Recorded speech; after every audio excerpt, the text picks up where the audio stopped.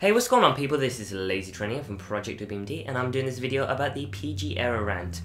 So, I just wanted to get this video off just a topic that I want to talk about because I think it's a very important topic, especially for old school WWE fans like myself. So, anyway, let's talk about the PG era. So, if you don't know what the PG era is, and this is probably going for the little WWE fans that grew up in the C Nation ages, let's just say from 2006. So anyway, it's the time from, let's just say, the period of post 1997 to 2001. Although they did have kind of like attitude era moments back in like 2008, and they really shot it back in 2011 and 2012 as well. So that's pretty interesting how that's going to work out. So basically, attitude era was an amazing time. I think it's great for for surprises and stuff like that. I think it's great for entertainment as well. So it had amazing matches. We had like stuff like chairs, blood. We had swearing. We had like Stone Cold Steve Austin's beer truck.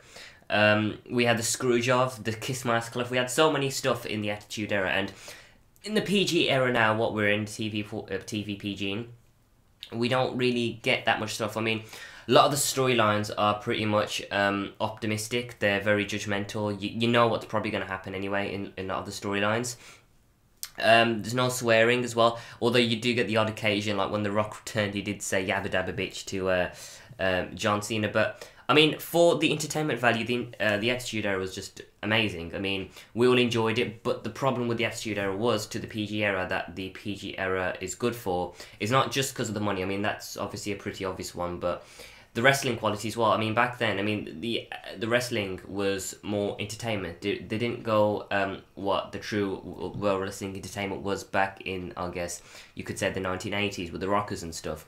I mean, I was watching a documentary on Batista, the reason why he left, and that was 2 years ago, just after his match with Over the Limit, with John Cena in the I Quit match. He said that he didn't like the way the company was running and stuff. He thought it was too well, I guess they were focusing more towards Attitude Era, because I think what they're trying to do, even though it's still the TV PG, they still kind of put some elements of the Attitude Era, like what, The Rock's Return, for example, that's a good one. So I think that's probably why as well. It's great for entertainment value, don't get me wrong. I mean, I love the Attitude Era. I think everyone did back in, when we was growing up, or adults as well.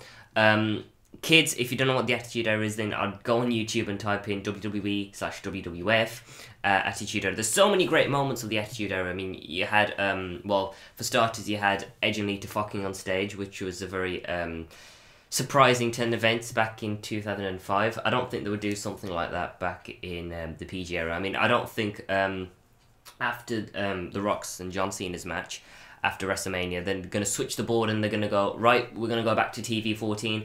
And yeah, we're going to start Raw by Edge and what did I say, Lita? John Cena and Eva Torres having a little bang on stage. That's not going to happen. It's not good for the company either. I mean, advertisements as well, it's not great.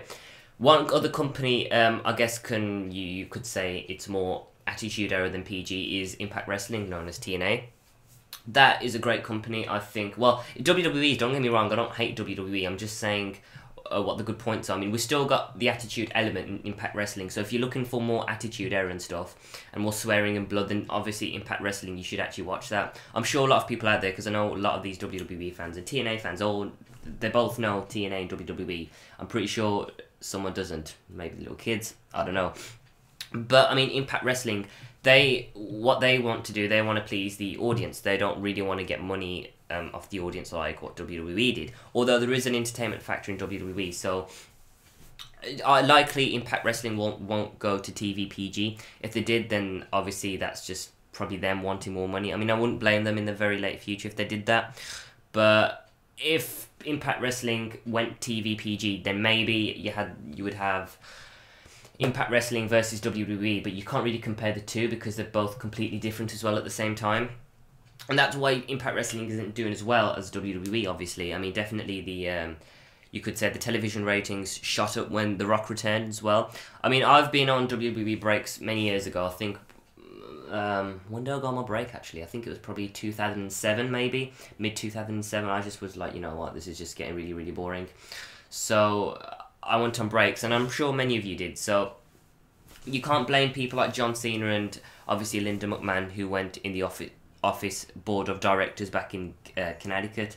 You can't do that because it's not really their fault. If you want to blame people, then it's the creative team for making crappy storylines. Some of the storylines are good, but some of them are a bit... you know what's going to happen, because me and Fox Scoop, we always predict matches, and we're pretty much always right at the same time, so there's not much a shock factor in PG. But at the end of the day, the PG era is still going to exist. It's still good for the company and stuff, and it's good for...